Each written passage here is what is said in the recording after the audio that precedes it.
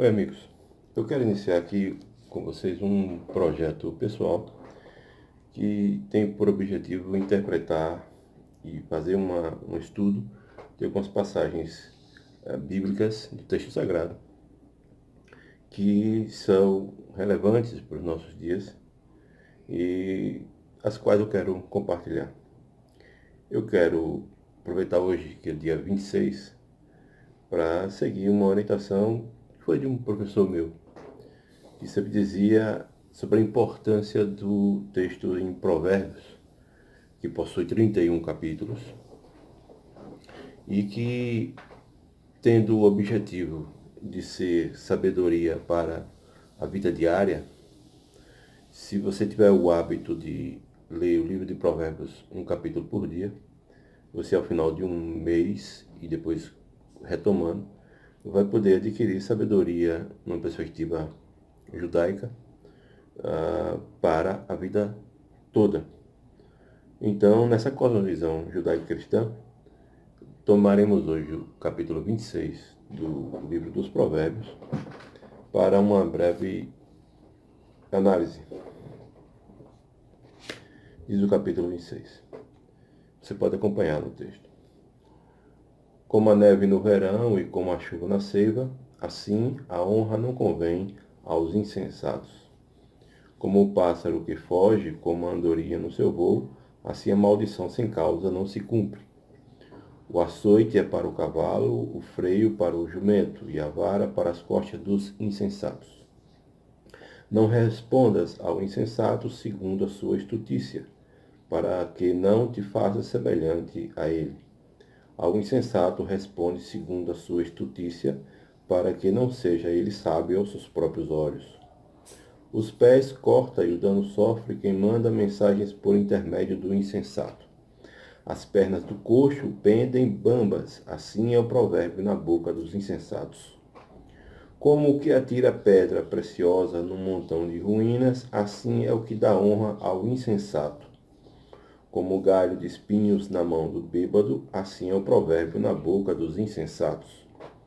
Como um flecheiro que a todos fere, assim é o que assalaria os insensatos e os transgressores. Como o cão que torna ao seu vômito, assim é o insensato, que retira a sua estutícia, reitera a sua estutícia. Tens visto a um homem que é sábio aos seus próprios olhos? Maior esperança há no insensato do que nele. Aqui eu quero fazer uma breve pausa, versículo 12. Nós lemos do versículo 1 até o versículo 12, do capítulo 26 de Provérbios. Se você ler atentamente esse texto, vai perceber que ele possui naturalmente alguns marcadores da mensagem que o autor aqui apresenta, e o autor aqui, como voltando ao capítulo 25, versículo 1, diz que são provérbios de Salomão. Portanto, são textos do próprio rei Salomão, escritos, transcritos e preservados pelos homens de Ezequias, rei de Judá. E, assim, a mensagem de Salomão aqui presente no capítulo 26 traz um destaque que deve ser sempre notado. A palavra insensato, os insensatos, é repetida continuamente. Portanto, ela é a ênfase para esse breve trecho, do verso 1 até o versículo 12, quando nós paramos a leitura. Agora, note que esse texto, ele sendo um texto sapiencial, que tem por objetivo transmitir sabedoria aos seus leitores, seus ouvintes, e também, principalmente, os praticantes, ele vai concluir no versículo 12, essa breve pausa, com uma característica que é própria da literatura sapiencial, em que ele apresenta um modelo breve de parábola. Tem características de parábola. Porque o que caracteriza uma parábola? A expressão parábola, ela vem de dois termos que se conectam. Uma preposição para, como sendo de comparação, de direção, e balou, o verbo balo, significa lançar. Então, a expressão parábola significa lançar em comparação, lançar lado a lado para ser comparado. Trago aqui comigo esse pequeno dicionário bíblico e ele traz aqui a expressão, a parabolê. E ele vai traduzir da seguinte forma: disposição de uma coisa ao lado de outra, para efeito de comparação, ou parábola. Quem muito usou isso foi o nosso Senhor Jesus Cristo. O evangelho narrado por Marcos, no seu início, no capítulo 3, vai confirmar que Cristo falava por parábolas, sendo esta uma característica da sua condição de Messias, o esperado, o prometido, porque desde a profecia de Isaías, o profeta no Antigo Testamento, se dizia então que viria aquele que falaria por parábolas, e sem parábola ele não falaria. É o que está lá no capítulo de número 4 do Evangelho narrado por Marcos, versículos 33 e 34. Tudo que Jesus falava se referia por meio de parábolas. E assim fazia de uma forma que os seus ouvintes ouvissem segundo sua própria capacidade, alguns entenderiam, outros não, mas em particular ele a tudo se referia aos seus discípulos. Marcos 4, versos 33 e 34. A parábola, portanto, tem essa característica de lançar dois conceitos, dois termos em comparação, um ao lado do outro, em que o narrador apresenta o primeiro conceito e expõe todas as características daquele termo, daquela situação, daquele objeto. E quando o seu ouvinte compreendeu tudo que se referia naquele primeiro objeto, ele então lança a luz para o segundo objeto, que até então era uma surpresa, estava oculto na mensagem. A lição da parábola será tirada do segundo objeto que foi posto em comparação. Mas para ser posto em comparação, primeiro se apresenta o único objeto e tiradas as características do primeiro objeto, o segundo objeto é que apresenta a mensagem. Um exemplo assim simples. Suponhamos então que alguém fala de uma espécie, de um tipo específico de cadeira. Características da cadeira, a forma como ela é feita, trabalhada, elaborada, os materiais, o objetivo. E quando o ouvinte entendeu tudo o que significa o conceito de uma cadeira, o narrador diz, mas eu não quero falar desta cadeira, eu quero falar desta aqui que até então não tinha mencionado. E é desta segunda cadeira que eu vou tirar as lições a partir do que você aprendeu com a primeira. Conceitos postos em paralelo em que se tira uma lição. Mudando o que deve ser mudado, aqui no capítulo 26 de Provérbios, nós temos essa mesma técnica de símile, de comparação. O texto vai mencionando sempre a atitude louca do insensato. Como é tolo o insensato, como tolo é aquele que confia no insensato, aquele que atribui qualificações ao insensato, aquele que dá poderes ao insensato, aquele que espera demais do insensato. O narrador vai construindo o texto de forma que quem o ouve, e agora nós que estamos lendo, vamos perceber que é ruim ser insensato. Depois que se entende quão ruim é ser insensato, no verso 12, ele tira uma lição maior.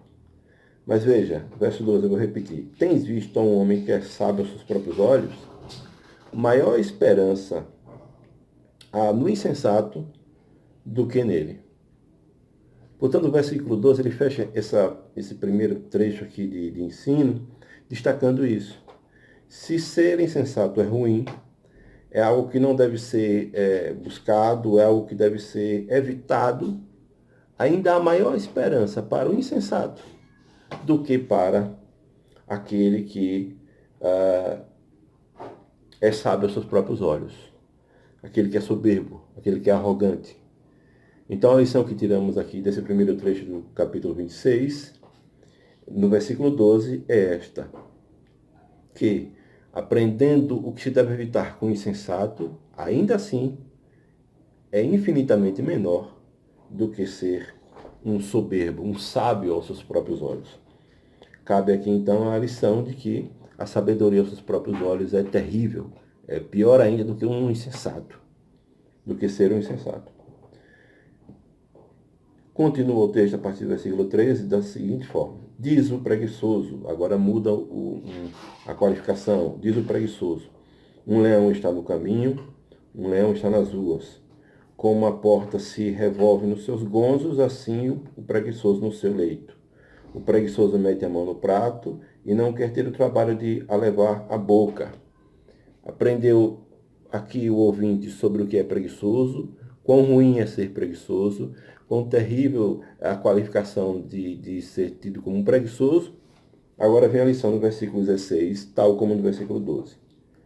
Mais sábio é o preguiçoso aos seus próprios olhos do que 7 homens que sabem responder bem. Ou seja, se ser preguiçoso é ruim, agora ser preguiçoso ainda é mais sábio do que quem se julga sábio. 7 homens que se imaginam poder responder bem os questionamentos de outrem.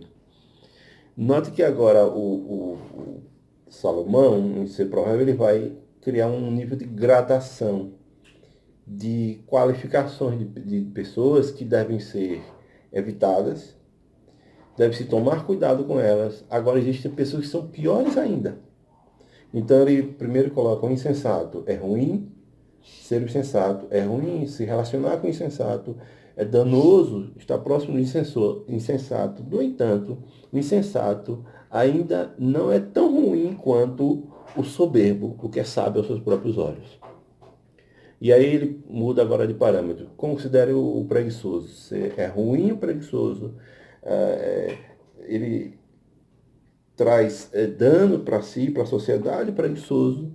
No entanto, o preguiçoso ainda não pode ser comparado em ruindade, em maldade, em qualificações negativas do que as 7 homens, e o conceito do 7 aqui de completude, né? Então, aqueles que se entendem mais como sendo mais prontos a responder bem.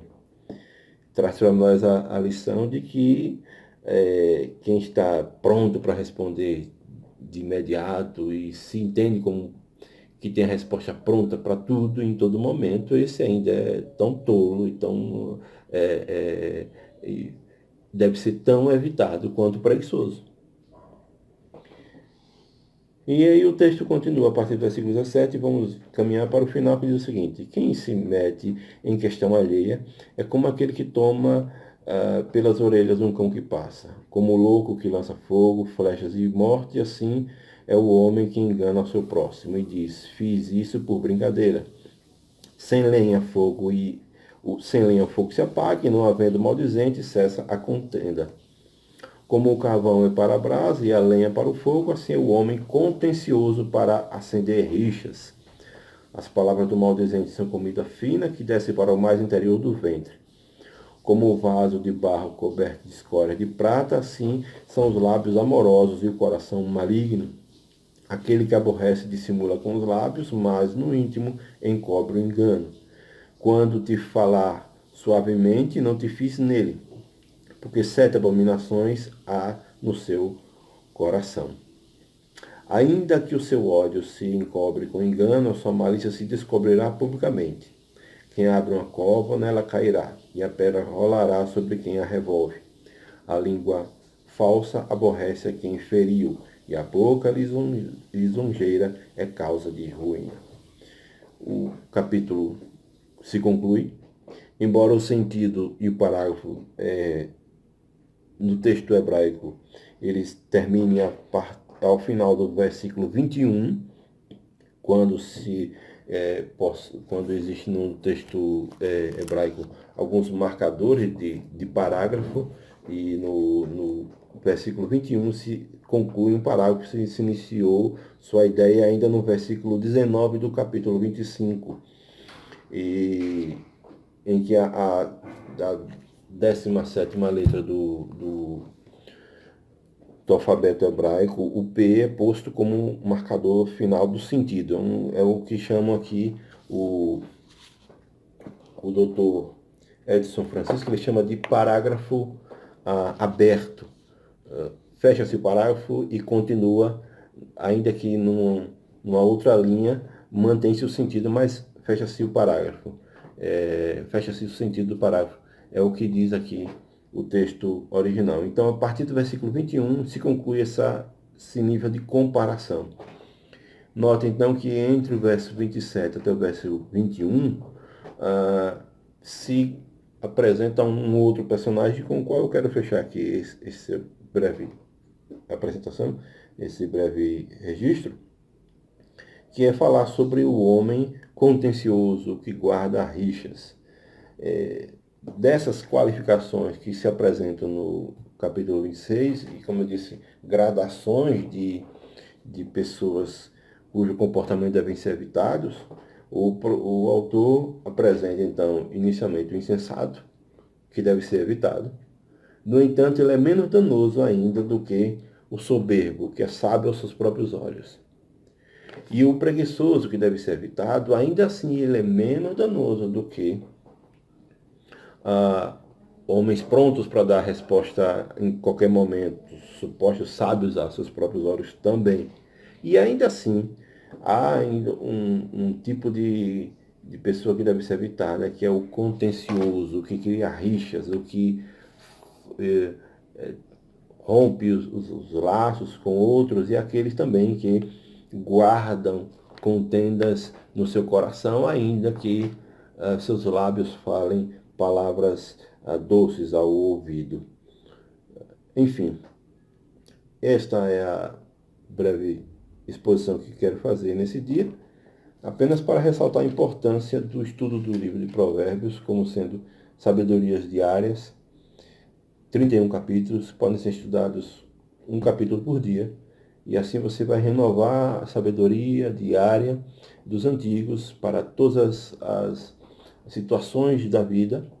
E em outro momento falaremos de modo geral sobre o conceito de livros sapienciais, aí incluindo os salmos, incluindo cânticos de Salomão, incluindo também